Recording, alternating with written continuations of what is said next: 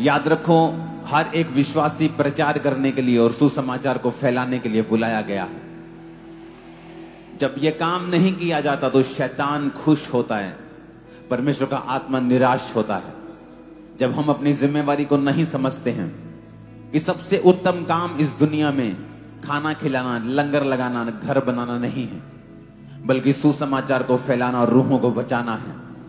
बाकी सारे काम इसके बाद आते हैं, इसके साथ कंपेयर भी नहीं कर सकते, उनको एक लाइन में खड़ा भी नहीं कर सकते हैं।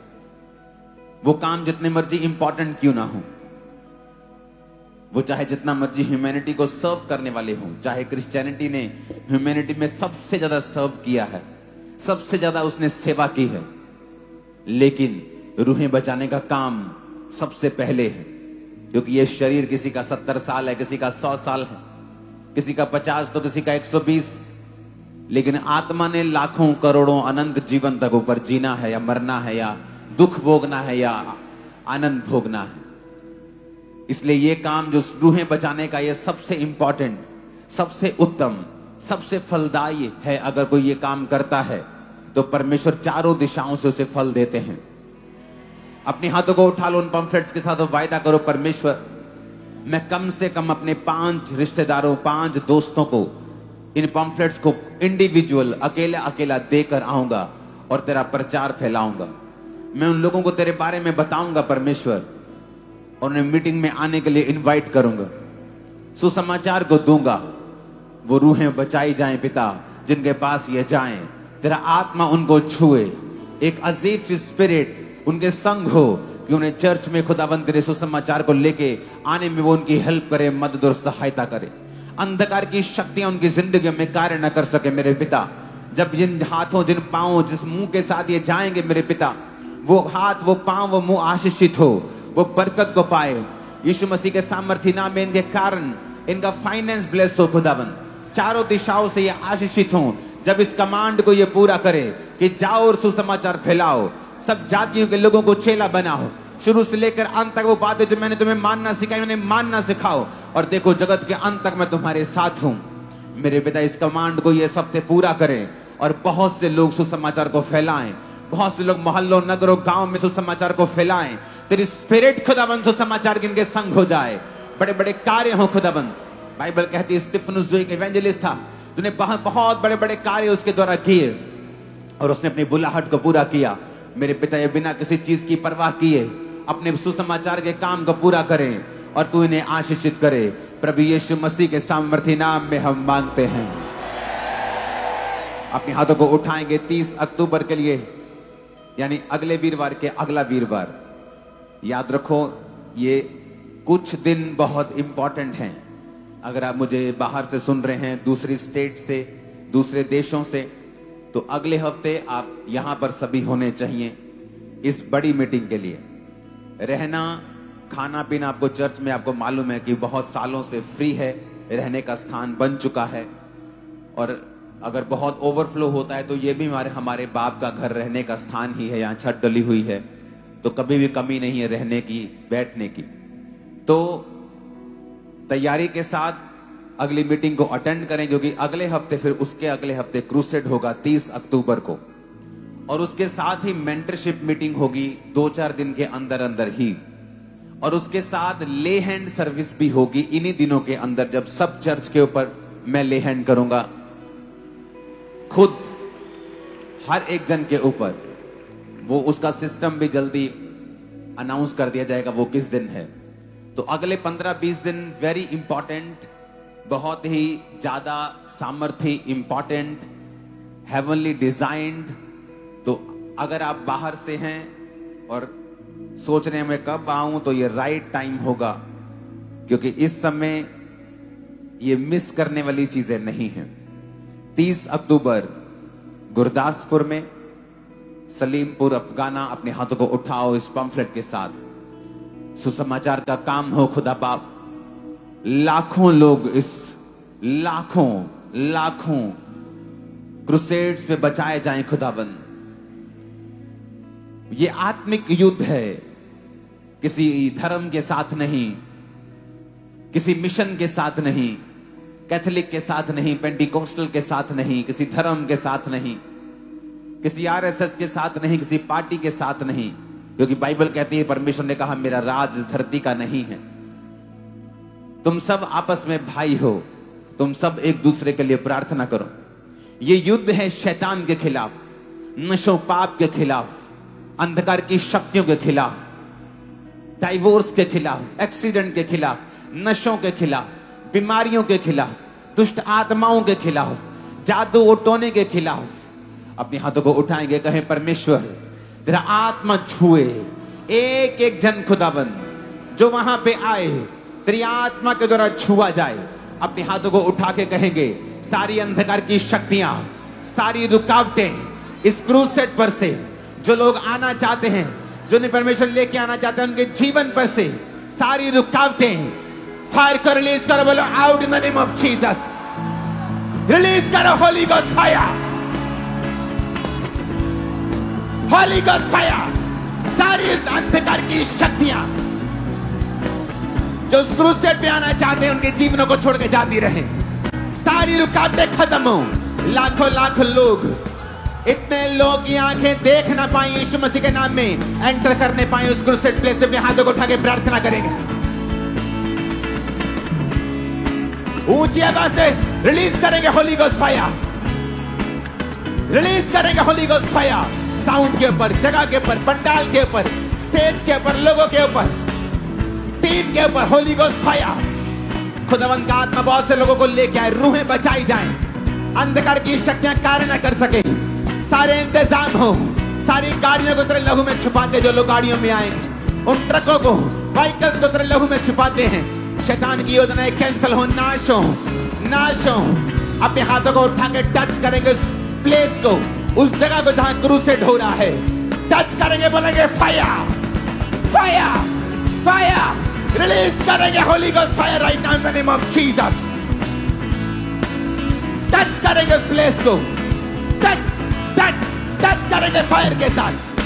तेरा आत्मा जुम्बिश करे, लंगड़े चलाए जाएं, अंधे देखें, कोड़ी शुद्ध हो, लंगड़े चलाए जाएं मेरे पिता परमेश्वर, मुर्दे जिलाए जाएं, बहरे सुनवाए जाएं खुदावंद, गूंगे बोले मेरे सामर्थी परमेश्वर, अंधे देखते हुए वापिस आएं, बहरे सुनते हुए वापिस आएं, लंगड़े चलते हुए वापिस जाएं इन द नेम ऑफ जीसस।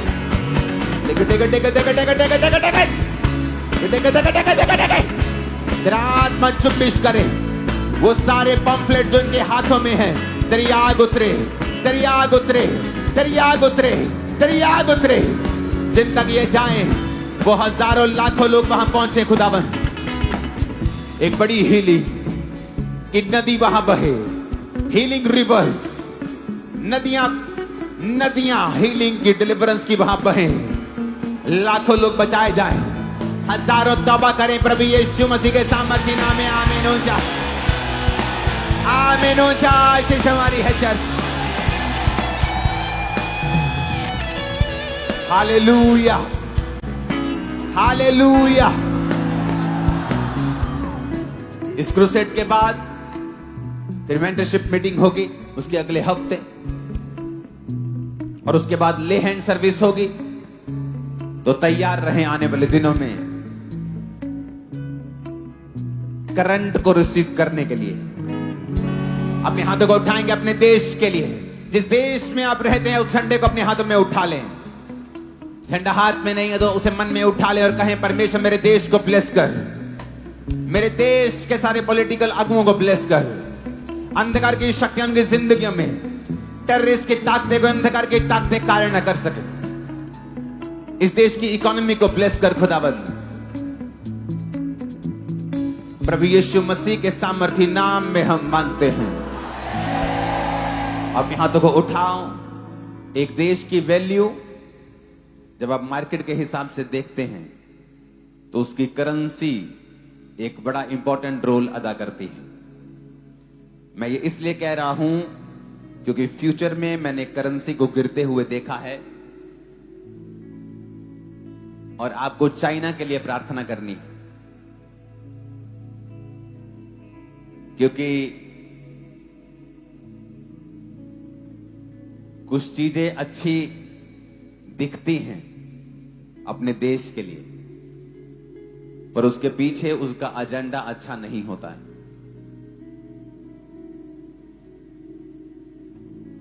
एक बार धोखा खाना कोई भी अच्छा आदमी खा सकता है, लेकिन जब आप दूसरी, तीसरी, चौथी बार सेम आदमी से धोखा खाते हैं तो यह आपकी मिस्टेक होती है। इससे ज्यादा मैं कुछ बोल नहीं पाऊंगा। अपने हाथों को उठा के आपको हमेशा चाइना के लिए प्रार्थना करनी है कि वहां के क्रिश्चियंस सेफ रहें, और दूसरा, इंडिया की कोई भी पॉलिसी चाइना के साथ जो है वो इंडिया का कभी नुकसान ना कर पाए। इंडिया की करेंसी डाउन ना हो, इसकी वैल्यू बढ़े, दूसरे देशों के साथ रिश्ते अच्छे हों, क्योंकि बहुत सी चीजें हैं जिनको आप प्रार्थना में रखेंगे आने वाले समय में। अपने हाथों को उठा के अपने देश को ब्लेस करेंगे। अपने हाथों को उठाएं, ब्लेस करें अपने दाहिने हाथ से अपने देश को। प्राइम मिनिस्टर मोदी के लिए प्रार्थना करते हैं, चीफ मिनिस्टर मान साहब के लिए प्रार्थना करते हैं। अपने हाथों को उठा के, तेरा आत्मा उन्हें छुए खुदावन, तेरी बुद्धि, तेरी अकल उनमें आए खुदावन, जो तेरी है। इंसान की अकल जितनी मर्जी अच्छी और बड़ी हो, लेकिन जब परमेश्वर की बुद्धि उसमें आती है तो वो बहुत बड़े कार्य करता है। अपने देश को हम ब्लेस करते हैं यीशु मसीह के सामर्थ्य नाम। अपने पॉलिटिकल अगुओं की सेहत के लिए प्रार्थना करते हैं।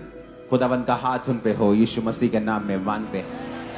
आमीन। ऊंचा ये आशीष हमारी है चर्च। जितनी ताकत है हाथों में, और अगर तुम खुश हो तो तालियों में नजर आना चाहिए। नहीं लग नहीं रहा तुम आनंदित हो आज? आनंदित हो? सुना नहीं, मैंने कहा आनंदित हो क्या? निराशा किनके पास चली गई? जो निराश दिख रहे थे। निराशा उनके पास चली जाती है जो निराश दिख रहे होते हैं। तुम निराश हो? नहीं? खुश हो क्या? मुझे नजर नहीं आ रहा खुश हो के नहीं तुम। अपने पड़ोसी को अपना चेहरा दिखाओ, बोलो मैं आनंदित हूं, मैं खुश हूं, बोलो, क्योंकि मैं परमेश्वर की हजूरी में हूं। हालेलुया। जैसे ही आप शाउट करेंगे जीसस के लिए आनंद के साथ, आधा शैतान उसी वक्त मर जाता है।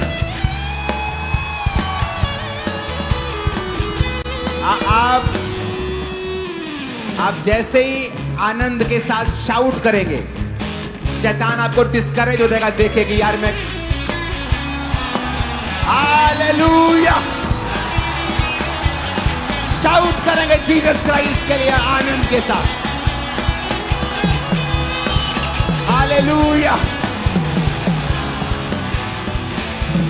और ये आनंद जो खुदा के घर से आप लेके जा रहे हो, ये सील होता है, शैतान चुरा ना पाएगा।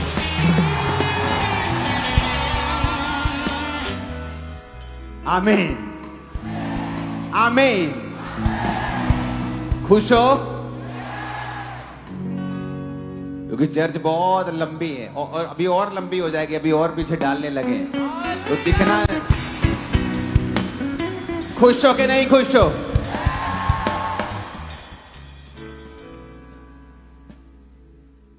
बिना म्यूजिक को मुझे सुनने दो जरा इनको। तुम खुश हो सभी?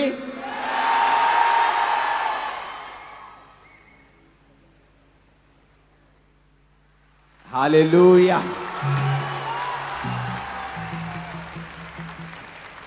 मेरा बिलीव है कि आप ये बात को समझेंगे कि परमेश्वर का आनंद आपका गढ़ है, दृढ़ गढ़। और शैतान यही चाहता है कि ये आनंद आप में ना हो। आप वेट करेंगे मेरे जीवन में ये हो तो मैं आनंदित हो जाऊं। आप क्या नोटिस करेंगे कि सब कुछ हो गया फिर भी आप आनंदित नहीं हैं, क्योंकि आनंदित रहना एक चॉइस है। ये मैटर नहीं करता आपकी लाइफ में क्या हो रहा है।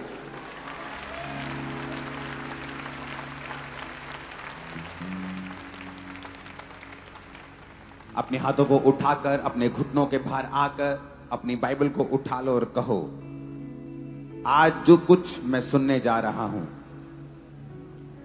ये मेरे लिए है।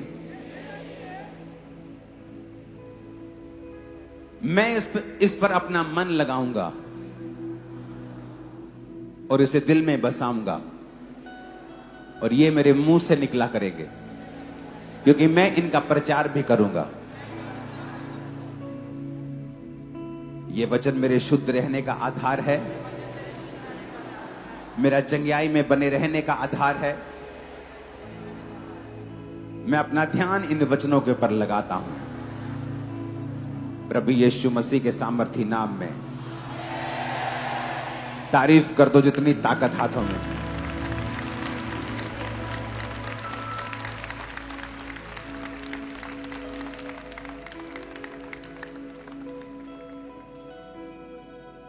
सब लोग बैठ जाओ, अपने हाथों को उठा लो और कहो परमेश्वर से कि तेरे वचन के बिना मैं कुछ नहीं हूं।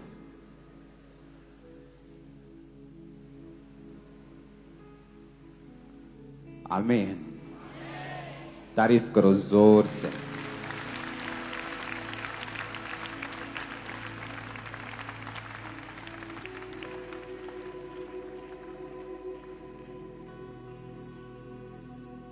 जैसे जैसे दिन बीत रहे हैं मसीह में, वैसे वैसे जो परमेश्वर की आत्मा है और परमेश्वर की आत्मा की जो रेवलेशंस है मेरी लाइफ में, वो बढ़ रहे हैं। और मैं भी एक्सपीरियंस कर रहा हूं, जैसे जैसे मैं मसीह में जी रहा हूं और आगे बढ़ रहा हूं,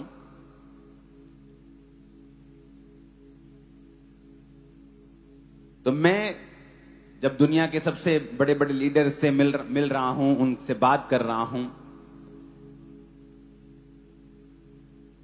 देशों के मुखियाओं से बात कर रहा हूं, तो एक चीज को मैं नोटिस कर रहा हूं कि जो परमेश्वर ने इस चर्च को ग्रेस दी है, वो रियली आप नहीं फाइंड करेंगे। परमेश्वर ने पूरी दुनिया में आप रेयरली फाइंड करेंगे ऐसी ग्रेस। आप लोग दुनिया के लिए एक मिस्ट्री बन चुके हो कि ये क्या हो रहा है, कैसे हो रहा है।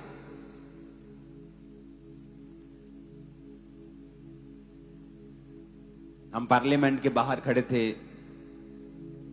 और पीएनजी के प्राइम मिनिस्टर, ऑस्ट्रेलियन जो हाई होता है एम्बेसडर, उसे हाई ऑफिसर क्या बोलते हैं, हाई कमिश्नर, हाई कमीशन में जो होते हैं, तो उनको वो बता रहे थे जब मैं उनसे मिल रहा था कि do you know this pastor, he has 7 lakh members in India in church. वो कह रहा था 700,000, दैट्स टू मच। क्योंकि वहां फॉरेन में अगर हमें 2,000 बंदे की चर्च बनानी है तो 2,000 कार पार्किंग चाहिए, सिस्टम चाहिए। यहां पे अगर मुझे 10,000 बंदा और एंटर करना है, कुछ नहीं चाहिए, टेंडर लगाएंगे, एंटर कर देंगे।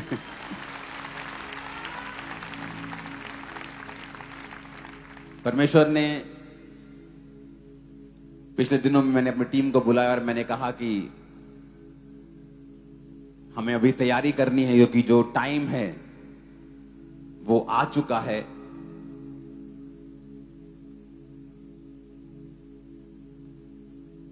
कि 25,000 जो चेयर्स हैं वो चर्च में लगाई जाएं।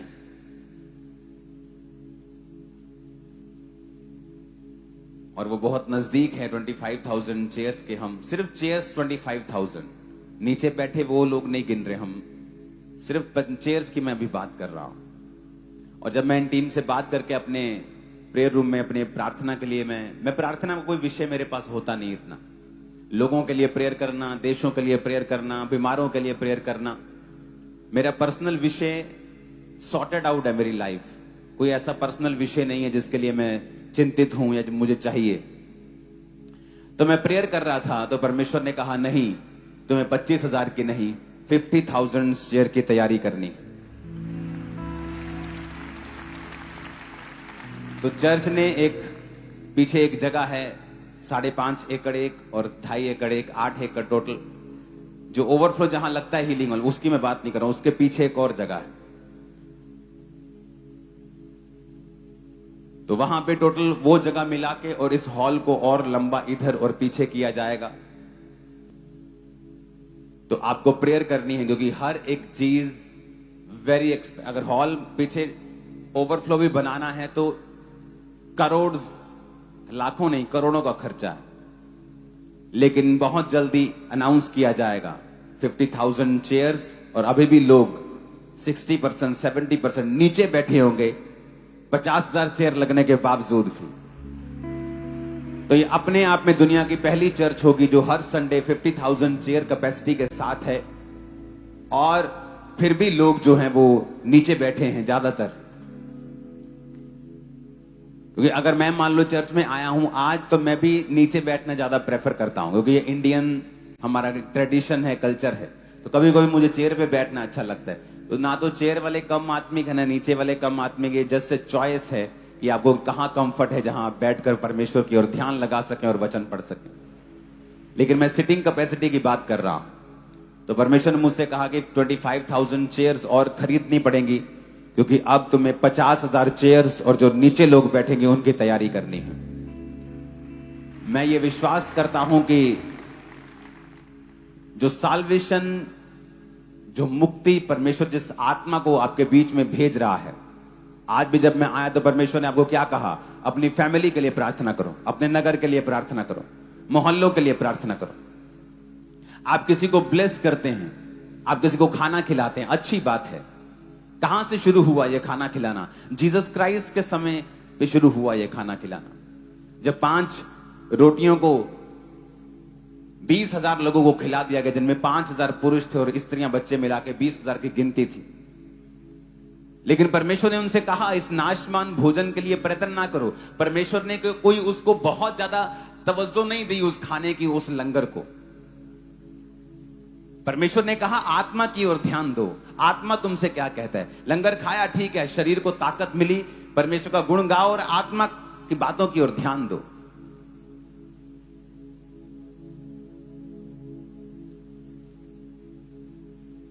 लाखों मील्स हैं जो चर्च हर महीने फ्री लोगों को देती है, लाखों के हिसाब से, हजारों नहीं है। आपको मालूम है चैरिटी चलती है, घर बनाए जाते हैं, विडोज को राशन होता है, फीस लोगों की पे होती है, मेडिकल एक्सपेंस लोगों के पे होते हैं। बट ये छोटा हिस्सा है, चाहे बड़े लेवल पे की जा रही है, लेकिन बड़ा हिस्सा है किसी की रूह को बचाना। आप किसी के शरीर को ब्लेस करते हैं, कितनी देर तक? इस दुनिया में जब तक है तब तक ही उसका असर है, लेकिन ऊपर का जो लाइफ है, ऊपर की जो जिंदगी है, वो कहीं अधिक लंबी, लाखों करोड़ों साल लिखा, अनंत जीवन तक तू इसका फल भोगेगा, या तो अनंत जीवन तक तू ऊपर जाके शर्मिंदा रहेगा क्योंकि तूने परमेश्वर का काम नहीं किया और तू परमेश्वर के नाम में सेव नहीं हुआ, या तो अनंत जीवन तक परमेश्वर के राज्य में आनंद को भोगेगा। क्योंकि यही एक धर्मी का हिस्सा है कि परमेश्वर ने आपको अनंत जीवन, जिस तरह परमेश्वर मरता नहीं, उसने आपको अनंत जीने के लिए बनाया। तो किसी को ऐसा ब्लेस करना कि वो अनंत जीवन तक जिए, ये बड़ा है। इसलिए परमेश्वर ने क्या कहा? उसने ये भी कहा कि अगर तू भूखा है तो उसे खिला। क्योंकि मैं कहूंगा मैं जेल में था, तू मुझसे मिलने आया, मैं भूखा था, तूने मुझे खिलाया। और हम कहेंगे प्रभु हमने तुझे कब खिलाया? प्रभु कहेगा तुमने छोटों के साथ जो किया तुमने मेरे साथ किया। जीसस क्राइस्ट ने हमें ये चैरिटी करने के लिए भी इंकरेज किया है, लेकिन उसने सबसे पहले कहा है जाओ और सुसमाचार सुनाओ और सब जातियों के लोगों को चेला बनाओ। शुरू से लेके अंत तक जो मैंने तुम्हें बातें माननी सिखाई हैं उन्हें मानना सिखाओ, और देखो जगत के अंत तक मैं तुम्हारे संग हूं। सबसे इंपॉर्टेंट, परमेश्वर ने स्वर्ग में जाने से पहले, जी उठने के बाद, स्वर्ग में जीवित चढ़ाए जाने से पहले ये इंस्ट्रक्शन दी थी कि जाओ और सुसमाचार सुनाओ। आज मुझे दुख होता है मोस्टली उन लोगों के लिए जो बॉर्न क्रिश्चियंस भी हैं। आप उनसे जाकर मिलें और बात करें और पूछें उनसे कि इस हफ्ते कितने लोगों को आपने जीसस क्राइस्ट के बारे में बताया है। बोलेंगे अच्छा, ये तो मैंने कभी सोचा ही नहीं था। आपने कितने लोगों से प्रभु यीशु मसीह के बारे में बात की है? आपने कितने लोगों को रिकमेंड किया है चर्च जाने के लिए? कितने लोगों को आपने टेस्टिमनी दिखाई है? आप हील नहीं कर सकते, आप प्रीच नहीं कर सकते, तो क्या आप वीडियो भी नहीं दिखा सकते? क्या आप वो बता भी नहीं सकते कि जहां पर परमेश्वर जिन जिन जगहों पर कार्य कर रहा है, क्या आप उनके बारे में बात भी नहीं कर सकते? इमेजिन करो, जिन रूहों को परमेश्वर ने रचा है, जिनको धरती के ऊपर भेजा है, आपको जिम्मेवारी दी है उन्हें बचाने की, मुझे जिम्मेवारी दी है आपको बताने की कि उन्हें बचाओ, और मैं भी आपके साथ बचा रहा हूं। इमेजिन करो, ऊपर जाकर जब परमेश्वर के सामने हम खड़े होंगे तो हम तो सोचेंगे मैं तो बिजी रहा अपने काम में, अपने काम धंधों में, अपनी पढ़ाई में, फिर अपने बिजनेस में, अपने परिवार में, लेकिन जो असली काम था वो तो मैंने किया ही नहीं धरती के ऊपर। इसीलिए मोस्टली लोग आज कंटेंट नहीं है, सेटिस्फाइड नहीं है अपनी लाइफ से, वो खाली हैं अपनी लाइफ से। उनकी जिंदगी में उनको समझ नहीं आ रही कि वो क्या करें। क्रिश्चियन होने के बावजूद भी वो आनंद उनकी जिंदगी में क्यों नहीं है, वो ब्लेसिंग उनकी लाइफ में क्यों नहीं है। पैसा तो है लेकिन वो भी अन्य लोगों की तरह सफर कर रहे हैं लाइफ में, क्यों? क्योंकि परमेश्वर ने जो कहा हमने वो पूरा नहीं किया। जैसे जैसे मैं अपनी लाइफ को जीसस क्राइस्ट में बिता रहा हूं, मैं ये नोटिस कर रहा हूं और रियलाइज कर रहा हूं कि एक्चुअल में परमेश्वर अब कुछ करता नहीं है आपकी लाइफ में, वो सब कुछ कर चुका है। जितना मैं मसीह में आगे बढ़ रहा हूं, मैं ये रियलाइज कर रहा हूं कि एवरीथिंग जो हम सफर कर रहे हैं इस दुनिया में, चाहे वो पास्टर है, चाहे विश्वासी है, चाहे एक पास्टर बिजनेसमैन है, चाहे एक विश्वासी है, चाहे वो काम करने वाला है, anything you are suffering with, कुछ भी जो आप सफर कर रहे हैं, एक्चुअल में वो उसका कारण परमेश्वर की अज्ञान, परमेश्वर के वचन का ज्ञान ना होना और हमारी अज्ञानता है। एक्चुअल में जब आप बाइबल के डीप अध्ययन में चले जाएंगे, आपके साथ कुछ बुरा घटता है, या आपके साथ कोई परीक्षा का समय होता है, या सडनली कुछ आपके साथ ऐसा होता है जो आपके कंफर्ट को खराब करता है, और आप सोचते हैं कि परमेश्वर ने मेरे लिए जान दी है, परमेश्वर ने मेरे लिए ये किया है, पर मैं सफर क्यों कर रहा हूं, मैं सफर क्यों कर रही हूं, मेरा बिजनेस क्यों सफर कर रहा है, मेरी लाइफ सफरिंग्स में क्यों है। सडनली आप लाखों सवालों के साथ घिर जाते हैं, आप लाखों सवालों के साथ, शैतान आप पर अटैक और हमला करता है, आपकी स्पिरिचुअल लाइफ के ऊपर अटैक करना चाहता है, वो आपके फेथ के ऊपर क्वेश्चन करने लगता है। सडनली आप फिर क्या महसूस करते हैं कि आपको कोई जवाब नहीं मिल रहा जब तक आप बाइबल पकड़ के बैठते नहीं और आप परमेश्वर की आत्मा से सहायता मांगते हैं। आप प्रभु की आत्मा से हेल्प मांगते हुए जब परमेश्वर की आत्मा को बोलते हैं कि परमेश्वर तू उठ जा, लड़की उधर जा, लड़की सिर्फ उठ जा उधर, और आप कहते हैं परमेश्वर मैं क्या करूं। आपको रियलाइज होता है, आप बाइबल पढ़ते हैं और आप क्या देखते हैं कि जो मैं मांग रहा हूं, जो मैं खुदा से कह रहा हूं, वो एक्चुअल में कर दिया गया है। अब लेकिन मेरी लाइफ में वो कैसे आए, मेरी जिंदगी में वो क्यों नहीं आ रहा है जो मैं चाहता हूं। अगर परमेश्वर ने वो मूल्य अदा कर दिया है तो पंगा कहां है, कुंडी किथे पंजाबी जी लिखे, काम फसिया किथे। जे परमेश्वर ने कर दिता, जे मैनू चाहिए ते है क्यों नहीं है मेरे को। परमेश्वर ने तो अपना लहू बहा दिया, उसने तो धरती पे उसको आना पड़ा, सफरिंग्स को सहना पड़ा, लेकिन मैं खाली क्यों हूं। जब आपकी लाइफ में परीक्षाएं होती हैं तब आप इन क्वेश्चंस के साथ दो चीजें कर सकते हैं, या आप प्रभु से दूर हो जाते हैं क्योंकि ये आपकी सेंस से परे है, आपकी क्वेश्चनिंग, आपके जो क्वेश्चन आपके दिमाग में है, सवाल, वो आप उनका जवाब नहीं दे पा रहे हैं कि मसीह में आने के बावजूद भी मैं सफर क्यों कर रहा हूं। या दूसरा काम, आप परमेश्वर की हजूरी में चले जाते हैं, आप प्रभु से मांगते हैं, आप आंसू बहाते हैं, आप प्रभु को कहते हैं आपकी मदद करें, आप पवित्र आत्मा से मदद को मांगते हैं क्योंकि वो आपका मददगार है, वो आपका हेल्पर है। और आप बाइबल में से भी अपने क्वेश्चंस को, अपने सवालों को ढूंढते हैं, आप रोजे रखते हैं कि परमेश्वर की आवाज आपको और क्लियर हो, क्योंकि जैसे ही आप रोजे रखते हैं परमेश्वर की आवाज जो मध्यम होती है थोड़ी तेज आने लगती है। जो गाइडेंस आपको थोड़ा सा लगता है कि शायद ये परमेश्वर की ओर से है, रोजों में आपको क्लियर होने लगता है कि हां ये परमेश्वर की ओर से है।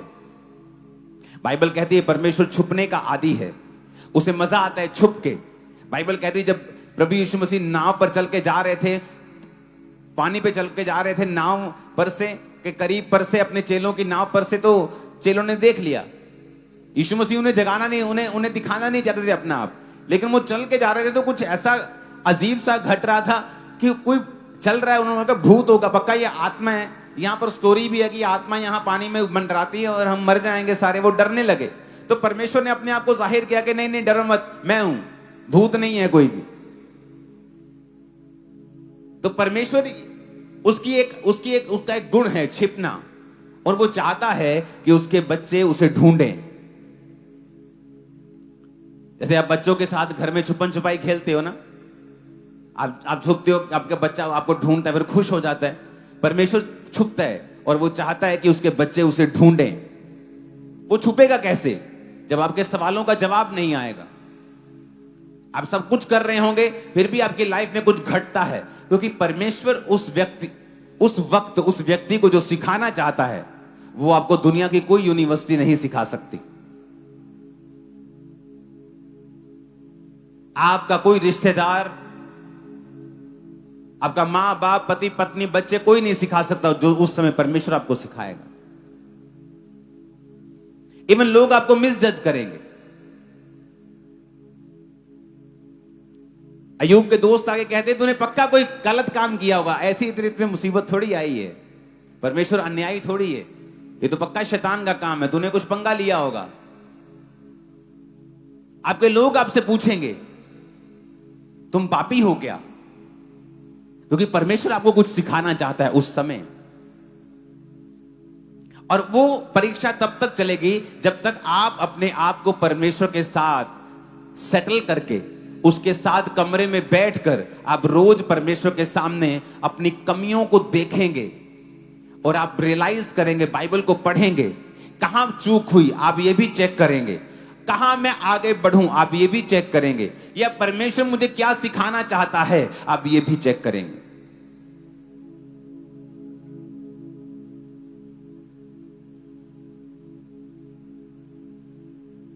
आज का जो सब्जेक्ट आप पढ़ेंगे और सुनेंगे ये बहुत इंपॉर्टेंट है आप लोगों के लिए। मोस्टली लोग इसको इग्नोर कर रहे हैं और उन्हें ये नहीं पता है कि ये चीज उनकी सफरिंग्स का कारण है, और उन्हें नहीं पता है ये बात। वेरी शॉकिंग, वेरी शॉकिंग, आपको बड़ा आश्चर्य होगा।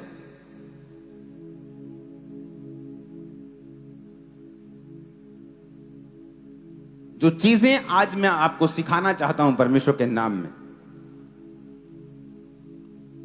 उसे बड़े ध्यान से आपको समझना होगा। अपने पड़ोसी को बोलो, जीसस ने कहा चेले बना। इसका रबड़ भी ऑन करना।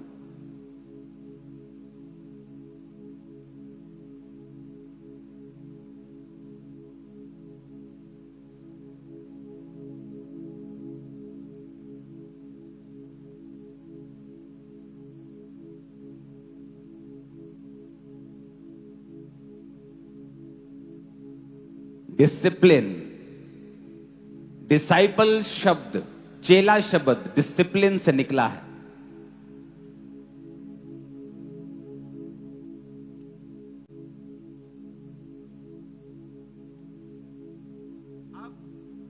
अब आपको ये मैं एक चीज सिखाता हूं, अनुशासन हिंदी में।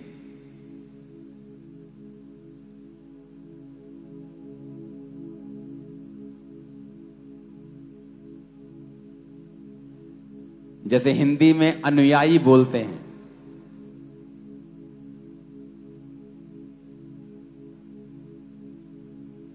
अनुशासन से अनुयायी निकलता है, जिस तरह डिसिप्लिन से डिसाइपल निकलता है।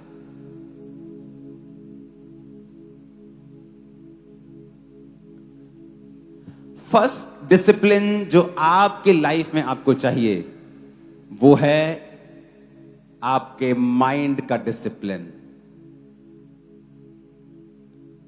क्योंकि आज जो चीज मैं आपको बताऊंगा वो आपको शॉक कर देगी।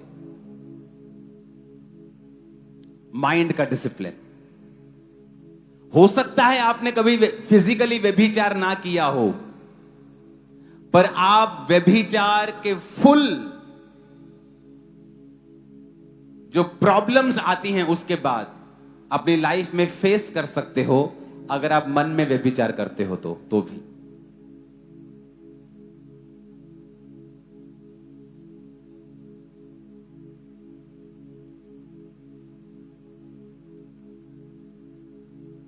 जैसे जैसे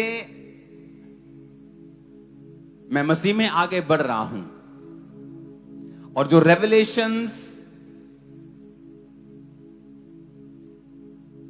ये वो प्रीचिंग्स हैं जो परमेश्वर ने मुझे नाम लेकर बोला है कि डिसिप्लिन के बारे में सिखा। बहुत कम ऐसी प्रीचिंग होती है मेरी फुल लाइफ में जब परमेश्वर की आत्मा ने मुझे नाम लेके बोला हो कि इसके बारे में सिखाना है लोगों को। आज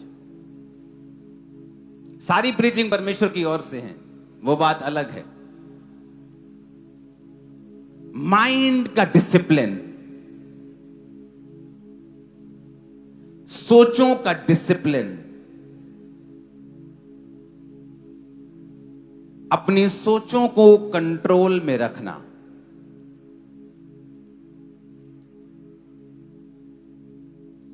फिलिप्पियों 4 उसकी 8 में लिखा, इसलिए हे भाइयों जो जो बातें सत्य हैं उसको हटाना मत। ओके, अगर ऐसे ही वापिस आएगा तो हटा दो, फिर कोई बात नहीं। अपने पड़ोसी को बोलो जो जो बातें सत्य हैं,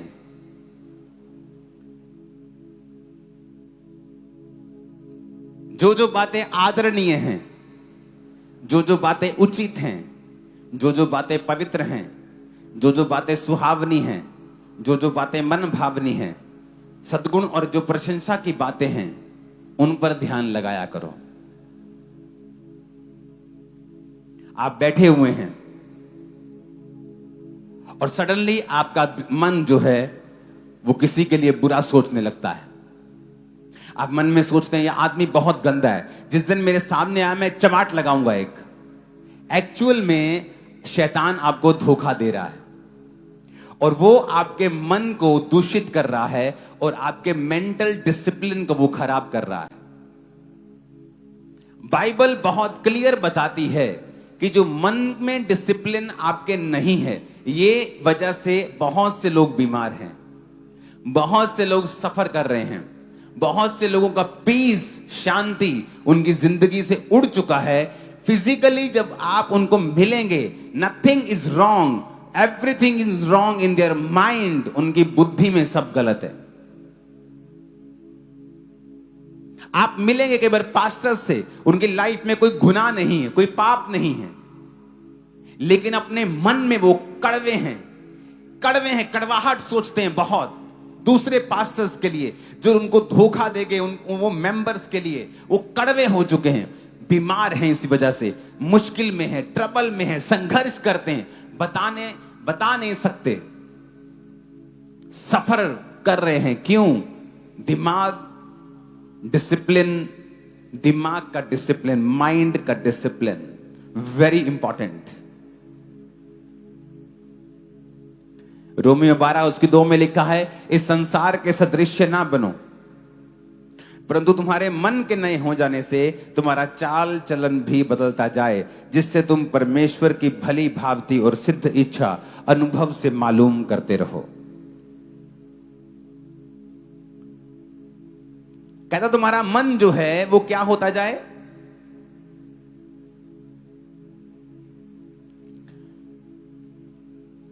बोलो नया हो जाए। अपने पड़ोसी को बोलो नया हो जाए। और कैसे होगा मन नया?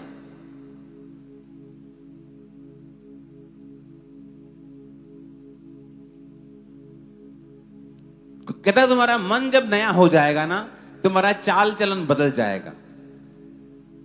फिर कहता परमेश्वर की भली भांति और सिद्ध इच्छा तुम अनुभव से मालूम करोगे।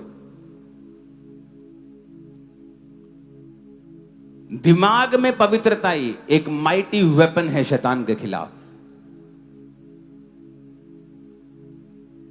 शरीर का व्यभिचार आपको ज्यादा दुख देता है, ज्यादा कॉन्सिक्वेंसेस हैं माइंड के मुकाबले, पर माइंड के व्यभिचार के भी अपने ही दुख हैं, अपनी ही बीमारियां हैं और अपने ही प्रॉब्लम्स हैं।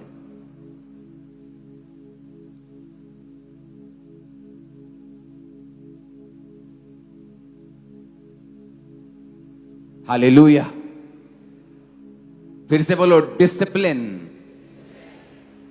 क्योंकि अगर डिसाइपल बनना है, बोलो अपने पड़ोसी को, अगर डिसाइपल बनना है तो डिसिप्लिन में जीना होगा। ऊंची आवाज में कहो आमीन।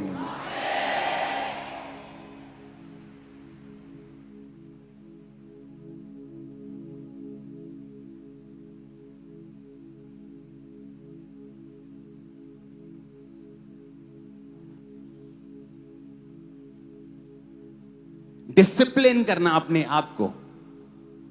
पौलुस ने बाइबल में बताया, कहता अगर तुम मुक्केबाज हो और तुम हवा में मुक्के मारो तो तुम्हारे मुक्के मारने का कोई भी फायदा नहीं होगा।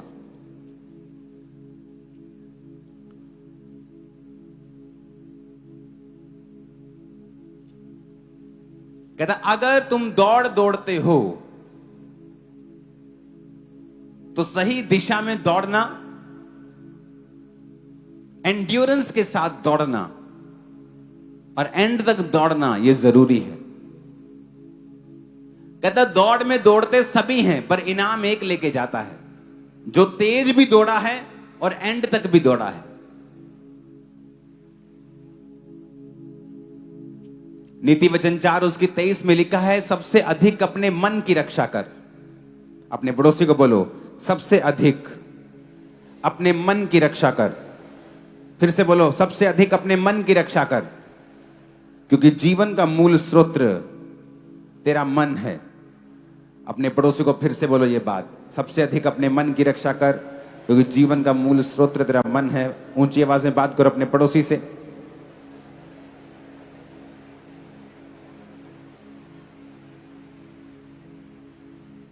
हालेलुया। सबसे अधिक किसकी रक्षा करनी है? क्योंकि जो आपके मन में है वही बाहर आता है। वचन में लिखा है, जो तेरे मन में भरा है वही तेरे मुंह के ऊपर आता है। तो ये इंपॉर्टेंट है कि आपके मन में आप क्या भरते हैं और उसको कैसे आप रिप्लेस करते हैं। गंदी चीजों को हटाकर आप परमेश्वर के वचन को अपने मन में किस तरह से भरते हैं। एक एथलीट जानता है कि अपने आप को डिसिप्लिन में मैं नहीं रखूंगा तो वो मेडल मैं नहीं पा सकता हूं जिसकी मैं आशा रखता हूं। एक क्रिश्चियन लाइफ में जो मैंने कमी देखी है वो है डिसिप्लिन की। डिसिप्लिन, अपने आप को डिसिप्लिन करना, कि आप अगर बैठे हैं और आपको पता है कि आपको मोबाइल एडिक्शन हो गई है तो अपने आप को डिसिप्लिन करना और उस मोबाइल को अपने जीवन से त्यागना। मैंने देखा है क्रिश्चियनिटी में परमेश्वर ने आपको सब कुछ दे दिया है, अब विद डिसिप्लिन आपको वो सारी चीजें रिसीव करनी है अपनी लाइफ में। और पहला डिसिप्लिन है दिमाग का। जब आप दिमाग में डिसिप्लिन हैं, आप दिमाग में आपने अपने दिमाग को काबू में कर लिया है, आपने अपनी सोचों को काबू में कर लिया है। कुलस्सियां 3 उसकी 2 आयत में लिखा है, पृथ्वी की नहीं परंतु स्वर्गीय वस्तुओं के ऊपर ध्यान लगाओ। दूसरा कुरिन्थियों 10 उसकी 5 आयत में लिखा है, इसलिए हम कल्पनाओं का, ऊंची बात का जो परमेश्वर की पहचान के विरोध में उठती है खंडन करते हैं, हर एक भावना को कैद करके मसीह का आज्ञाकारी बना देते हैं। यहां भी पौलुस मेंटल डिसिप्लिन की बात कर रहा है, जो उसके दिमाग में उठती हैं। वो उस मेंटल डिसिप्लिन की बात कर रहा है जो उसके माइंड में आती है। लोग बोलते हैं जब मैं प्रार्थना में बैठता हूं ना तो मेरे को गंदे गंदे विचार आने लगते हैं। कोई शैतान की ताकत आपको उन गंदे विचारों को लंबा सोचने में काबिल नहीं है। वो जस्ट आपको एक विचार दे सकता है, उसके बाद उस विचार को आगे कहां तक लेके जाना है ये आपके ऊपर निर्भर करता है। शैतान के पास ताकत नहीं है आपके मन के अंदर क्या चल रहा है उसको बूझने की। आपके दिल में क्या चल रहा है शैतान नहीं जानता है। शैतान आपके एक्शंस देखकर कि जब वो आपके दिल में कोई बात डालता है उसके बाद आपने क्या एक्शन किया, वो उन एक्शन से समझता है कि आपने उसकी बात को कितना सीरियसली लिया है। जब आप अपने दिमाग में डिसिप्लिन हैं, आपकी लाइफ में आप क्या नोटिस करेंगे कि जिस शांति की आप आशा कर रहे थे, जो परफेक्ट पीस जिसको आप पैसे में ढूंढ रहे थे, पैसा पाने के बाद भी नहीं मिला, मैरिज सोच रहे थे मैरिज हो जाएगी शायद शांति आ जाएगी, बच्चे हो जाएंगे, बेबी नहीं है मेरे 15 साल से शायद शांति आ जाएगी, लेकिन आप क्या नोटिस करेंगे कि ये सारी चीजें टेम्परेरी हैं। लेकिन रियल शांति तब आपकी लाइफ में एंटर करती है जब आप दिमाग में अपने आप को परमेश्वर के वचन के मुताबिक डिसिप्लिन कर लेते हैं। माइंड में डिसिप्लिन करना, अपने दिमाग में अपनी सोचों को काबू में रखना। जैसे ही शैतान गंदी सोच के साथ आपके दिमाग में आए उसी वक्त उसे रिजेक्ट करना और उस सोच को लंबा ना लेके जाना और उसे लंबा ना सोचना और उसे वहीं पर रिजेक्ट कर देना। इसलिए पौलुस कहता है कि हम जो परमेश्वर की पहचान में हर एक ऊंची बात का कि विरोध में जो उठती है खंडन करते हैं, हर एक भावना को कैद कर लेते हैं, हर एक फीलिंग को कैद कर लेते हैं।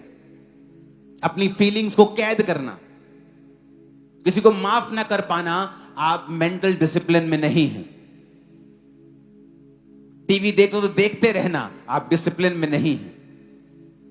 और जैसे ही आप नोटिस करेंगे आप डिसिप्लिन में अपनी लाइफ को बिताना शुरू कर चुके हैं, आपकी अनॉइंटिंग का लेवल बढ़ जाएगा, आपके फाइनेंस का लेवल बढ़ जाएगा, स्ट्रगल का लेवल बहुत कम हो जाएगा, सडनली चीजें फ्लो में आनी शुरू हो जाएंगी।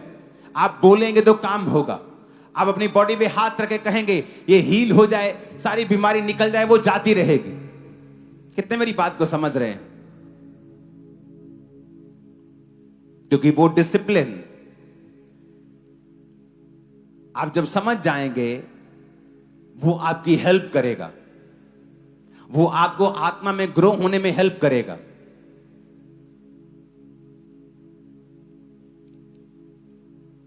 आमीन, ऊंची आवाज में बोलो जरा।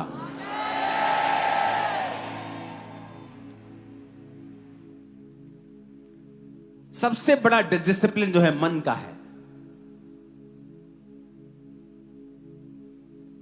और मैं चाहता हूं कि मैं आपको एक चीज पे कंसंट्रेट करने के लिए आज मजबूर करूं, क्योंकि उसके बाद आपको डिसिप्लिन रखना है।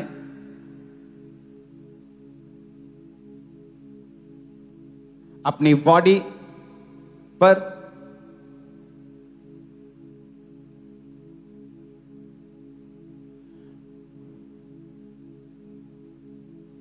अपने फाइनेंस के ऊपर,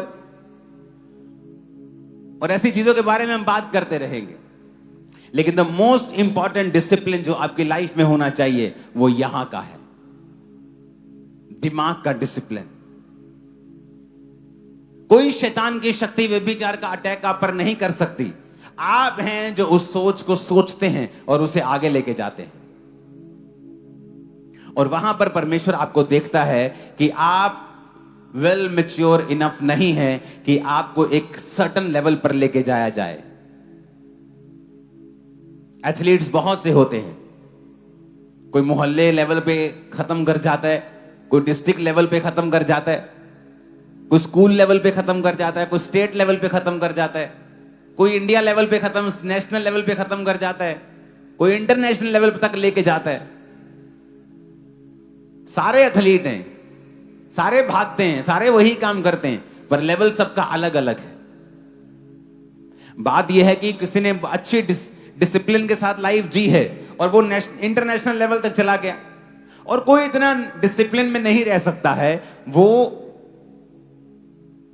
उसका शरीर अच्छा था, टांगे लंबी थी, भाग सकता था, उसने स्कूल लेवल तक भागा, स्टेट डिस्ट्रिक्ट लेवल तक भागा। वो उसकी फिजिक ने, उसकी डीएनए ने हेल्प की, लेकिन उसके आगे उसको डिसिप्लिन चाहिए। आपका डीएनए आपको लास्ट तक लेके नहीं जा सकता है। आपके माइंड में आपको सबसे बड़ा डिसिप्लिन चाहिए, जो परमेश्वर देख रहा है कि आप उसे कब पाएंगे। मन की सोच, उसे काबू कर लेना और वचन के साथ उसे रिन्यू करना।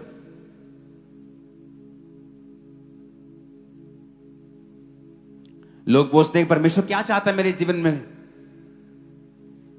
मुझे कैसे मालूम परमेश्वर की इच्छा क्या है।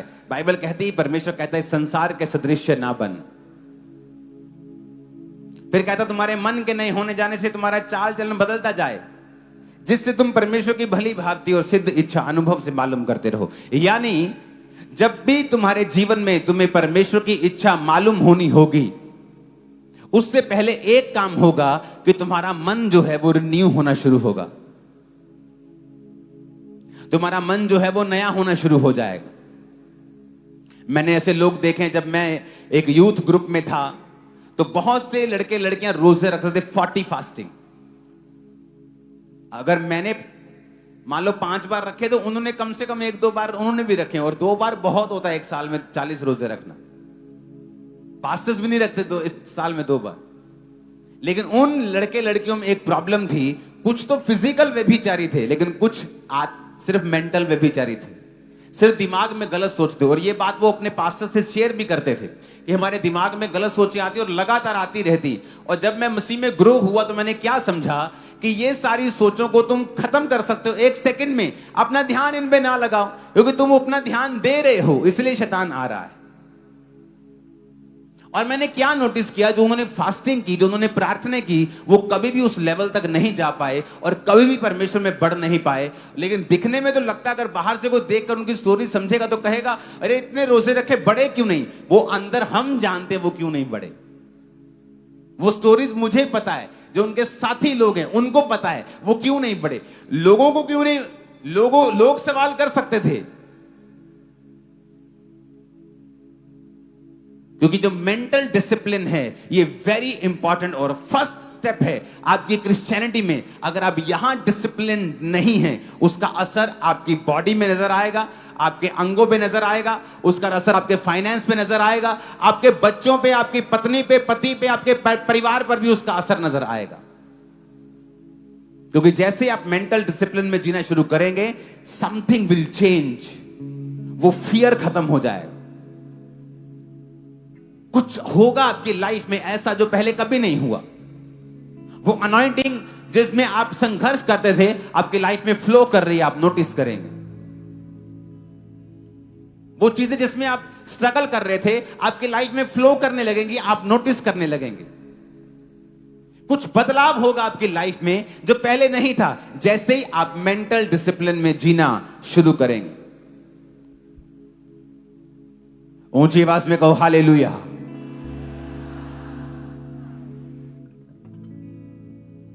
क्योंकि जरूरी नहीं है, यीशु मसीह ने कहा कि तुम व्यभिचार करो तो व्यभिचारी। यीशु मसीह ने कहा अगर तू किसी स्त्री पर दृष्टि करे, कुदृष्टि करे, तो तूने पाप कर लिया। वो परमेश्वर मेंटल डिसिप्लिन की बात कर रहे थे।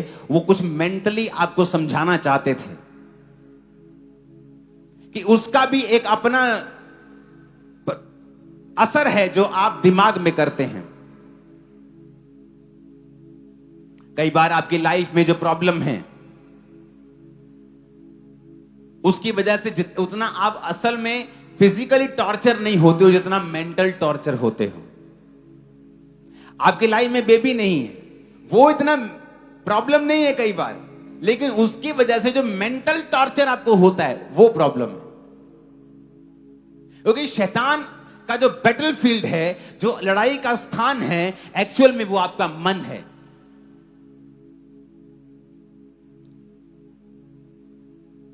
वो मोहल्ले के जो बच्चे लड़ पड़े बोलते ना, आज ही उठे टाइम पाला, उठे आज ही उठे, लड़ाई का स्थान, एक लड़ाई का स्थान कर लेते हैं, वहां मिलेंगे हम। तो शैतान जो लड़ाई का स्थान है उसका, वो आपका दिमाग है। शैतान का जो बैटल फील्ड है वो आपका दिमाग है। इसलिए जीसस ने कहा सबसे अधिक इसी की रक्षा कर, क्योंकि जीने का मूल स्रोत तेरा दिमाग, तेरा मन ही है, क्योंकि वही शैतान तेरे साथ फाइट करेगा। और वहां तुझे समझना है कि वो चीजें असली हैं जो तेरे दिमाग में चल रही हैं।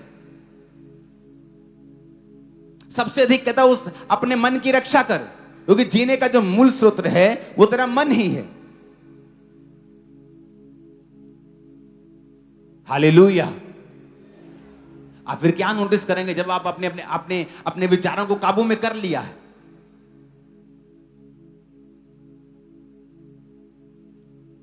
आप देखते हैं कि जब आपको कोई प्रॉब्लम होती है तो उस प्रॉब्लम से तो जो मुश्किल हो ही रही है, लेकिन शैतान आपके दिमाग को टॉर्चर कर रहा है उस प्रॉब्लम के कारण। वो ज्यादा प्रॉब्लम है।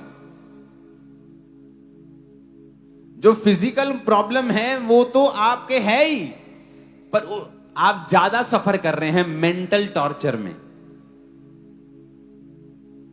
क्योंकि वो शैतान का बैटलफील्ड है। वहां पर आकर वो काम करना चाहता है।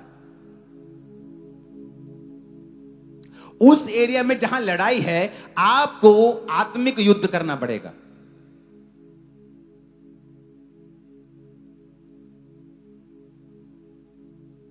और पुराने वो पिक्चर्स मूवीज में होता था ना कि सेना बैठी और 4-5 लड़कियां भेजी डिस्ट्रैक्ट करने के लिए, और वो सेना उधर बिजी होगी और जिसने आगे जाना था वो चला गया। तो शैतान को पता है कि ये माइंड जो बैटलफील्ड है, इस पर मैंने किस तरह से काम करना है कि ये जो कर ना चाहता है, जो कर सकता है, वहां कहीं ना जा सके।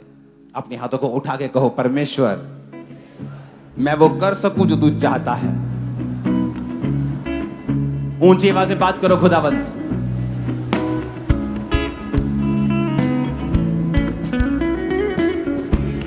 फिर से कहो, जो मैं करना चाहता हूं मैं कर पाऊं। कहो खुदा से, मैं दिमाग में डिसिप्लिन को लेने पाऊं। ऊंची आवाज में।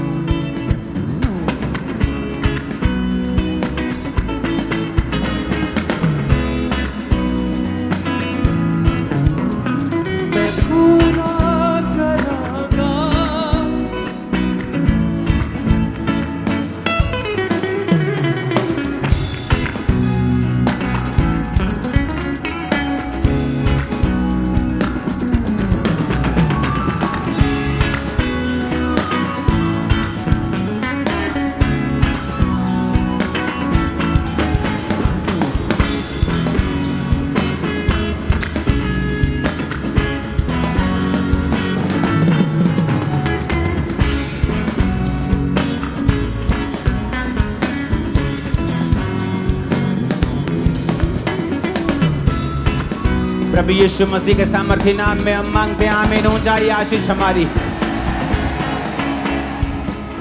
Hallelujah. As a child of God, एक परमेश्वर का बेटा बेटी होने के नाते परमेश्वर ये चाहता है कि एक परमेश्वर का जन, एक परमेश्वर का बच्चा मेंटल डिसिप्लिन में जिए।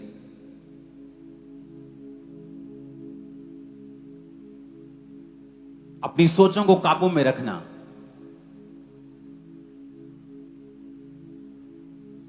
कई बार आप लोगों से मिलते हैं जो डिलीवर नहीं हो रहे होते, और आप क्या नोटिस करते हैं कि सारी प्रॉब्लम उनके दिमाग में है। बिना पाप की वजह से भी, जो शारीरिक रूप में तो नहीं है, पर उस दिमाग, उन सोचों की वजह से शैतान ने उन्हें बंधन में डाला हुआ है।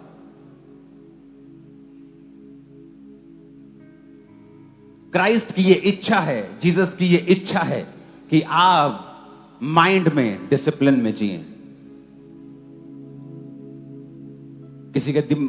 किसी के लिए अपने दिमाग में कड़वी इच्छा पैदा करना, उसे मारने की, उसे पीटने की, उसका नुकसान करने की, वो आपके बैटलफील्ड में, आपके दिमाग में जहां शैतान की लड़ाई का स्थान है, आप उसे एक्सेस दे रहे हैं, आप उसे हथियार दे रहे हैं, आप उसे मौका दे रहे हैं कि वो आपकी लाइफ में आए, एंटर करे और काम करे। जिस तरह आपके दिमाग में आपको डिसिप्लिन रखना है, क्राइस्ट चाहते हैं आपकी बॉडी में डिसिप्लिन होना।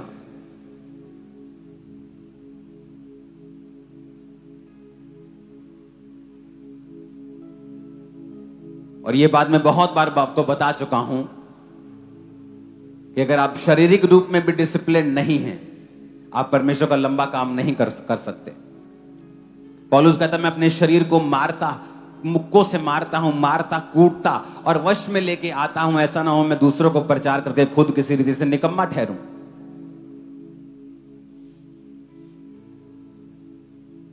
आपको पता है ये चीज आपके शरीर के लिए खराब है, फिर भी आप उसे खाते हैं टेस्ट के लिए। आप एक अच्छे डिसिप्लिन्ड क्रिश्चियन नहीं हैं,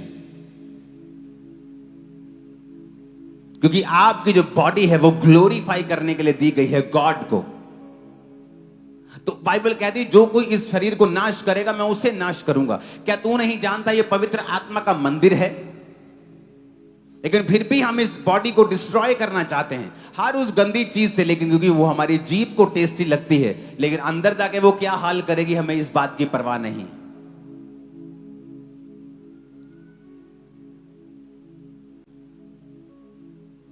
ऐसे मैंने पास्टर्स देखे जिनके ऊपर हीलिंग का वरदान था, हाथ रखते लोग चंगे होते थे।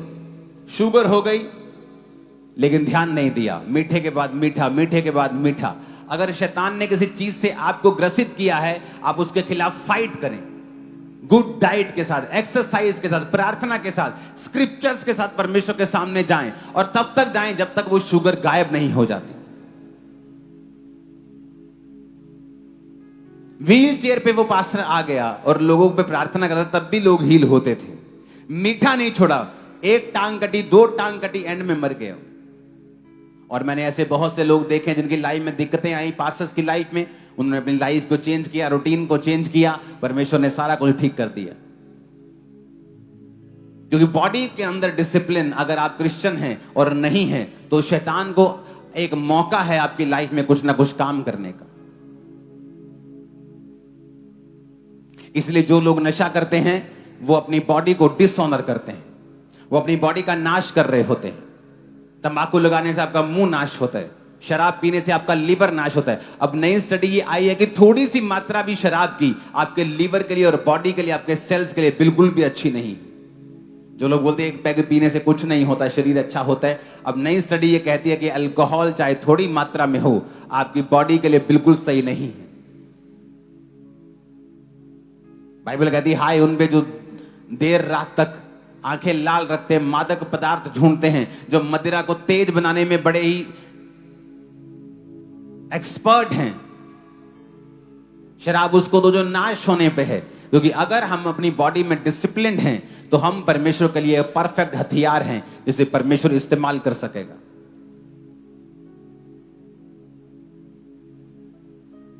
Hallelujah, hallelujah.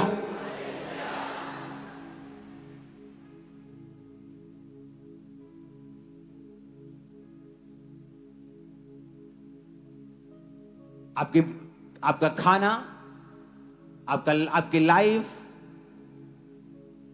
डिसिप्लिन में होना चाहिए अगर आप परमेश्वर का बड़ा काम होता हुआ देखना चाहते हो।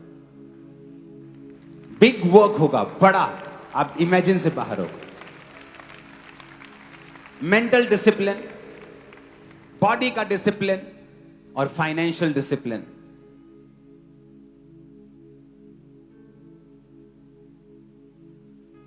– 2016 में मैंने आपसे एक बात कही थी। मैंने कहा था आने वाले समय में जिसके पास सोना होगा वो अमीर होगा।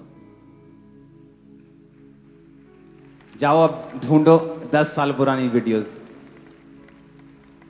अगर तुमने पैसा इन्वेस्ट किया होता सोने के अंदर, भाई साहब आप लाला जी होते आज। लाला जी बोलते लोग आपको, लाला जी, सेठ जी। तुम लोग यार बहुत महंगा है, क्या पास्टर जी आप बात कर रहे हो, 20,000 तोला, 20-25 हजार रुपए तोला, कौन लेगा इतना महंगा। मैंने कहा जिसके पास सोना होगा, चांदी होगी, वो अमीर होगा। आपके पास पैसा पड़ा रहेगा, उसकी वैल्यू कम होगी, बढ़ेगी नहीं।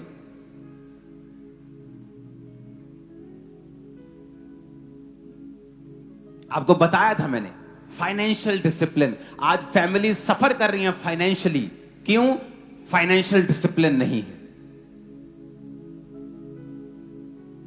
गरीब से गरीब, मेरे पास टेस्टिमनी से लोगों ने टाइट बोया है, आज परमेश्वर ने उन्हें ब्लेस किया है, बड़ी बड़ी जगहों के ऊपर जॉब करते हैं।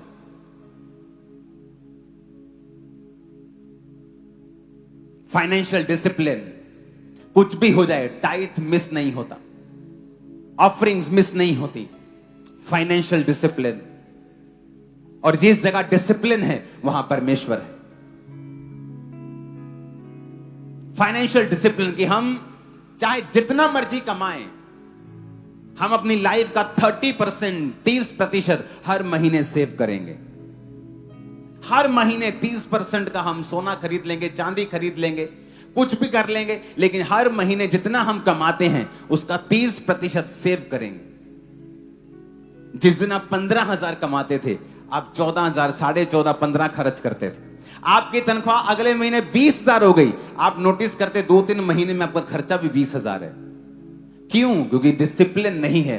फाइनेंशियल डिसिप्लिन, आप कभी पॉवर्टी से, गरीबी से बाहर नहीं आ सकते अगर आप फाइनेंशियल डिसिप्लिन में नहीं है, तो आप नहीं आ सकते। हर सेवकाई में लोग हैं लेकिन फाइनेंशियल डिसिप्लिन नहीं है वहां पे। पास्टर के पास, उसे लगता है कि वो उस पैसे का मालिक है। फाइनेंशियल डिसिप्लिन नहीं है चर्चिस के अंदर। जब ये चर्च शुरू हुई थी, मैंने कहा था ये पैसा परमेश्वर के कामों में जाएगा। तुम 100 बोगे, मैं 100 खर्चूंगा परमेश्वर के लिए। Financial discipline. आज इस चर्च ने ग्रो किया है, सबसे अधिक ग्रो किया है। क्यों? फाइनेंशियल डिसिप्लिन था इस चर्च के अंदर। आप आज ऑफरिंग दोगे, ऑफरिंग काउंट होगी। 20 लोगों की लोग काउंट करके उसे नोट करेंगे क्या क्या है, सब नोट करके लास्ट में साइन किए जाएंगे। कल बैंक की गाड़ी आएगी, पैसा उठा के ले जाएगी। फाइनेंशियल डिसिप्लिन आपको नजर आएगा चर्च में, और परमेश्वर ने हमारे फाइनेंस के ऊपर दया की है।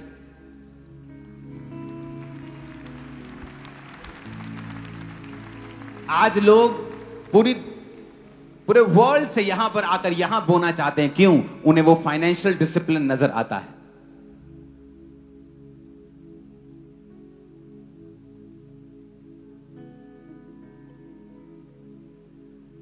मैं सिंगापुर यानी किस जगह एक एयरपोर्ट के ऊपर था, और मेरे साथ मेरा सन था, और उसने कहा आप नारियल पानी पी लो। मैं कहा ये मैं 4 बजे पीता हूं शाम को।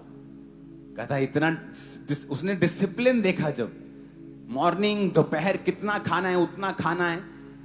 वो कहता मैंने ऐसा कभी नहीं देखा। मैंने कहा अगर मुझे कुछ करना है तो मुझे डिसिप्लिन में आना पड़ेगा रिजल्ट लेके आने के लिए। अगर डिसिप्लिन नहीं है, रिजल्ट नहीं आएगा। फाइनेंशियल डिसिप्लिन लोगों की लाइफ में नहीं है। मैं आपको कब से बोल रहा हूं, जाओ अपने घर में जाओ और देखो। 2014, 15, 16 में जब मैंने बोलना ये शुरू किया था मैसेज, आपकी तनख्वाह कितनी थी देखो महीने की। अगर आपने 30% सेव करके उसका सोना लिया होता, आज आपके पास लाखों रुपया होता। लाखों लाखों। आप फाइनेंशियली स्टेबल होते, ब्लेस्ड होते आप।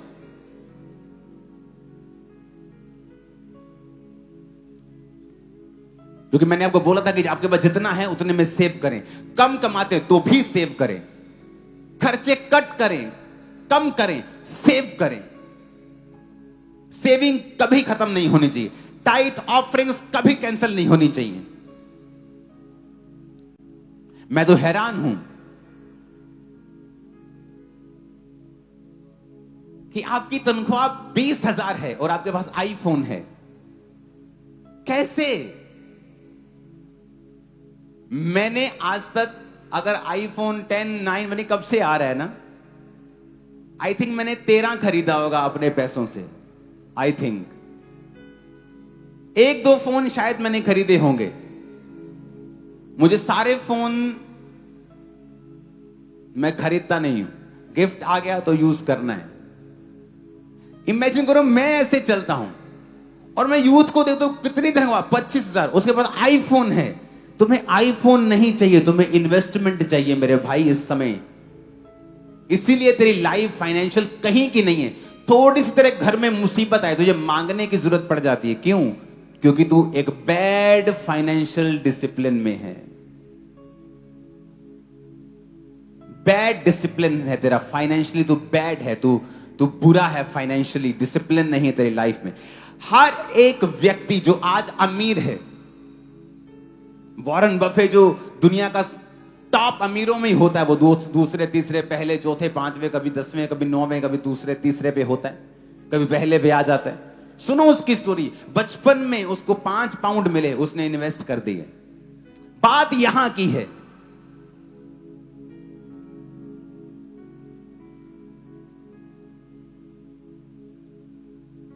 हालेलुया। आपके पास सिर्फ 2500 भी सेविंग होती 2016 में, आप 1 ग्राम सोना खरीद सकते थे। आज वो 14,000 का होता। और आपने कितने 25 जब आप इकट्ठे कर रहे होते, आप नोटिस करते कि आपके पास इतना पैसा हो चुका है कि आप घर खरीद सकते हैं, कोई बिजनेस स्टार्ट कर सकते हैं जो आपकी लाइफ को पूरी तरह से चेंज कर देगा, जनरेशंस को। लेकिन हमने नहीं किया। हम उसी तरह चलते रहे, हम उसी तरह खर्चते रहे, उसी तरह से करते रहे, मांगते रहे, बस मांगते ही रहे, खर्चा करते रहे, और जरूरत पड़ने पे लोन उठाते रहे, लोन की किस्तें उतारते रहे, फिर कुछ हो गया, फिर मांग लिया, फिर लोन दे दिया, फिर खत्म कर दिया। आप इस तरह से चले।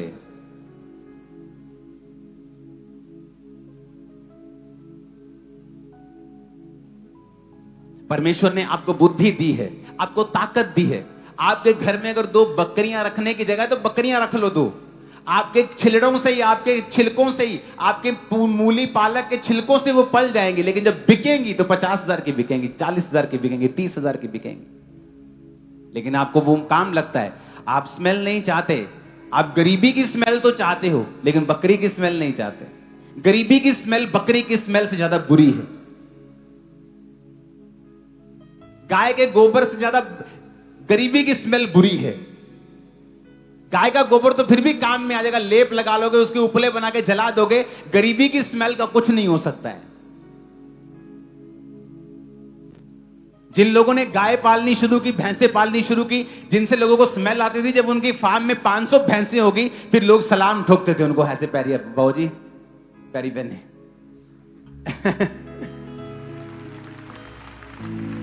फाइनेंशियल डिसिप्लिन और क्रिश्चियन वेरी बैड स्टेट में है, क्योंकि फाइनेंशियल डिसिप्लिन में नहीं है।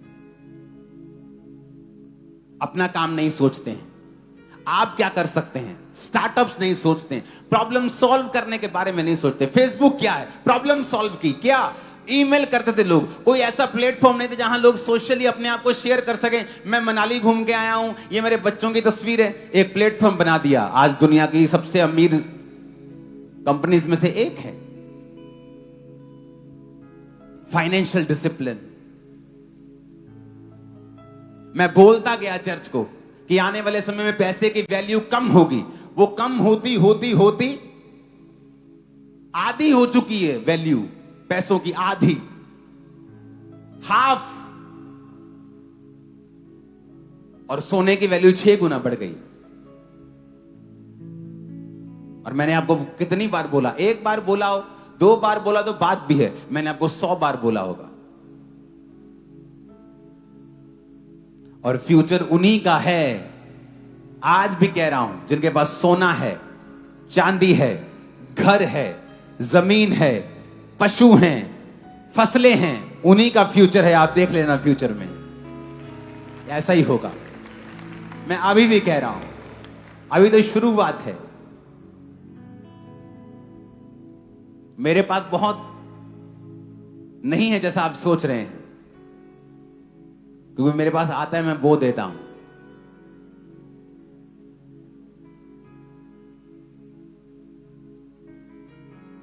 जब लोगों ने मेरे घर में वो चेक किया कितना सोना है, तो जितना मैंने उनको लिख के दिया था उससे आधा था। कहते आधा कैसे? मैं कहा हमारी आदत है, चर्च में गए को अच्छा वचन लगा, चैनी पकड़ी, बो दिया। 2-3 दिन पहले मैं अपना पर्सनल सोना परमेश्वर में वो के आया हूं। सोना बढ़ रहा है इसका मतलब ये नहीं कि मुझे उससे प्यार है, मैंने आपको सलाह दी है।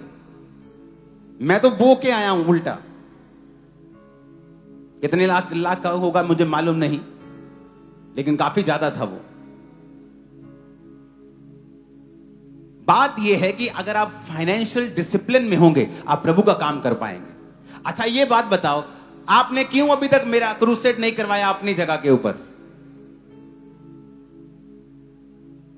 99% लोग बोलेंगे मैं चाहता हूं, मेरे पास पैसा नहीं। तो पैसा एक रुकावट बन गया कि नहीं बन गया? चलो सबसे पूछो, तुमने क्यों नहीं करवाया?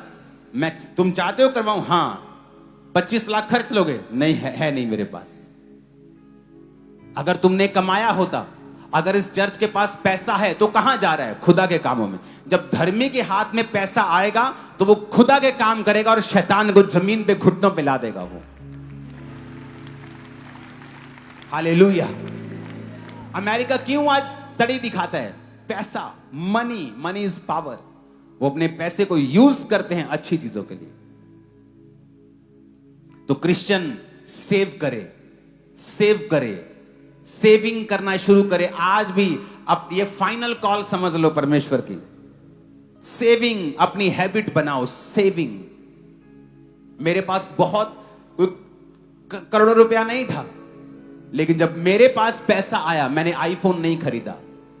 हालांकि मैं अमीर हूं, मैं तो आईफोन 10 ले सकता हूं। जब मेरे पास पैसा आया मैंने महंगी महंगी चीजें नहीं खरीदी, मैंने घर खरीदा जिसकी वैल्यू डबल हो चुकी है। मैंने अपनी अर्निंग से वो चीजें बनाई हैं जिनकी वैल्यू बढ़ेगी, कम नहीं होगी। कितने मेरी बात को समझ रहे हैं? हमें बुद्धि की भी जरूरत है। अगर इस चर्च का ज्यादा खर्चा होता, होने तो मुझे क्या लेना है, मैं कौन सा, ये चर्च का पैसा मेरे घर आता है, होने दो खर्चा। लेकिन जब चर्च शुरुआत हुई, जब चर्च के पोस्टर्स बनते थे, मैंने कहा कितने का पोस्टर बना? कहते 2 रुपए का एक पोस्टर। मैंने कहा बहुत महंगा है, क्योंकि मैं होलसेल फैमिली से आता हूं। होलसेल जगह जहां मेरा जन्म हुआ जलंधर में, लाल बाजार, अटारी बाजार, जहां सुनियारा बाजार है। तो मैंने कहा मैं जहां से आता हूं ये चीज सस्ती होनी चाहिए। कहते कितने की होनी चाहिए? मैं कहा जाओ दोबारा मार्केट घूमो। मार्केट घूम के आए, कहते बाबा जी सस्ता करा लिया हमने। मैं कितने का? कहते 1 रुपए 65 पैसे का एक पोस्टर। मैंने कहा अभी भी महंगा है। कहते इससे सस्ता नहीं होगा। मैं कहा नहीं, जाओ वहां पे जहां छपते हैं, जाओ भागो। भगाया, वापिस आए, बाबा ये और सस्ता कर दिया। कितने का? 1 रुपए 31 पैसे का। तीसरा हिस्सा उड़ गया। अगर 100 रुपए खर्चा होना था तो 33 उड़ गए, 66 रह गए। मैंने कहा नहीं अभी भी महंगा है, अभी भी कुछ करो। कहते इससे सस्ता नहीं होगा। वो बोल रहे लाखों पोस्टर का ऑर्डर दोगे तो ये रेट लगेगा। मैंने कहा नहीं महंगा है।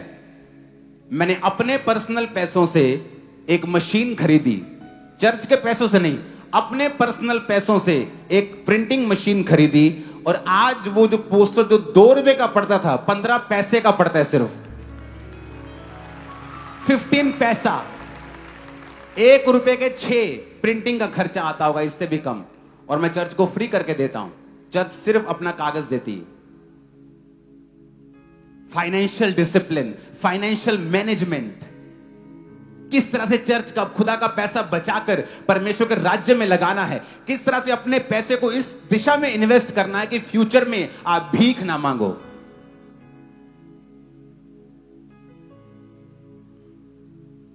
ये एक स्पिरिट होती है कर्जे की, देना 200 रुपया, देना 10 रुपए, देना 1000 देता हूं। अच्छा लगता है अगर 1 साल 2 साल ऐसा हो रहा है। अगर ये लगातार चलता जा रहा है तो तोड़ो से, ये श्राप है आपके लाइफ के ऊपर। क्योंकि जीसस ने कहा मेरी कौम कर्जा देगी लेगी नहीं। इट्स गुड अगर 2-4 के बाद आप उस परीक्षा से बाहर आ गए, अगर नहीं तो ये कर्ज है, इसे ब्रेक करो अपनी लाइफ से। अपनी मेंटल लेवल पे डिसिप्लिन लेके आओ, अपनी बॉडी में डिसिप्लिन लेके आओ, क्योंकि इसी शरीर को खुदाबंद ने इस्तेमाल करना है। अगर इसे शराब देते हो, अगर तंबाकू देते हो, ओवर फूड खाते हो, ओवर मीठा खाते हो, तो आप इसको नाश कर रहे हो। फाइनेंशियल डिसिप्लिन में नहीं हो तो फ्यूचर में एम्बैरेसमेंट तो होगी, फिर शर्मिंदगी आएगी और खुदा भी इसे रोक नहीं पाएगा, क्योंकि उसने पहले से आपको सब कुछ बता दिया है। अपने हाथों को उठाएंगे सब जन घुटनों के बाहर आकर। Thank you Jesus. लेहोरा बासिमरोंदा नंग्रोसो थालियारा बंदाना मशुखांतेना। लॉर्ड, शरीर का डिसिप्लिन, आत्मा का डिसिप्लिन, मेरे मन का डिसिप्लिन, मेरे फाइनेंस का डिसिप्लिन मुझे दे। आज मैं अपनी गलतियों की माफी मांगता हूं और इस मैसेज को स्वीकार करके इसे लाइफ चेंजिंग बनाता हूं। अपने हाथों को उठाओ, यह इंस्ट्रक्शन है। इस मैसेज को घर जाकर दोबारा YouTube से सुनना है, दोबारा सुनना है एक बार सब लोगों ने। मैं भी खुद इसे दोबारा सुनूंगा और खुदाबंद आपसे बात करेंगे, क्योंकि वो आपसे बात कर भी रहे हैं। उठाओ अपने हाथों को, थैंक यू जीसस बोलो। मेरा यीशु मेरे नाले, मेरा हर गम सरेगा। टेम्पो तेज मत किया करो। मेरा यीशु मेरे नाले, मेरा हर गम सरेगा। मेरा यीशु मेरे नाले, मेरा यीशु मेरे नाले, हर मुश्किल करेगा। मेरा यीशु मेरे नाले, मेरा हर गम सरेगा। फिर से कहो, मेरा यीशु मेरे नाले, मेरा हर गम सरेगा। मेरा यीशु तेरी माने, मेरा यीशु तेरी माने, हर मुश्किल न करेगा। मेरा यीशु मेरे नाले, सब क्वायर मिल के हाथों को उठा के मेरा यीशु मेरे नाले, मेरा हर गम सरेगा। मेरा यीशु मेरे नाले, मेरा हर गम सरेगा। मेरा यीशु मेरे नाले, मेरा हर गम सरेगा। सब बलि से कहे, आसमाना तो मन बरसावे, पानियां दे चलना। आसमाना तो मन बरसावे, पानियां दे चलना। हर थां पे नालियों भरना, नालियों भरी भरना। हर बाबे नालियों भरना, नबलियों भरी भरना। सदा जितांगा मैदान में,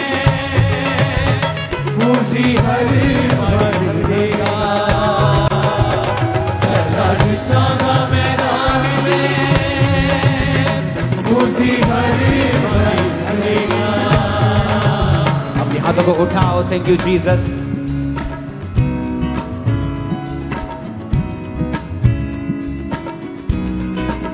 हिलाओ अपने हाथ।